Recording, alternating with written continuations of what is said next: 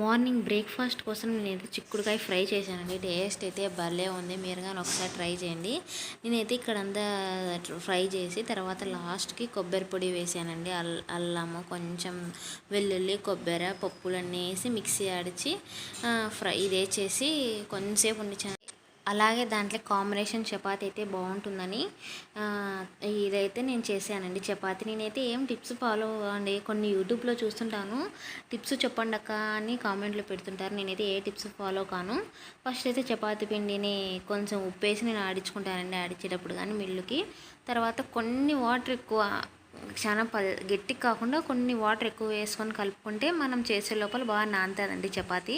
చూడండి ఎంత బాగా పొంగుతూ వస్తుంది కదా. మా ఆయనకైతే భలే ఇష్టం. నేనైతే మడత పెడతాను కానీ దాంట్లో ఆయిల్ వేయను, ఆయిల్ ఎక్కువ తినకూడదు అనేసి. ఎంత సాఫ్ట్గా ఉన్నాయో చూడండి.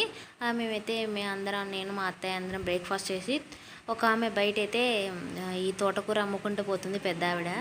అక్కడ ఒక కట్ట తీసుకున్నాము. ఎంత వచ్చింది చూడండి. ఒక గిన్నె మొత్తం ఒలిచాము. తర్వాత చేట అండి అంతే. మా ఆవిడ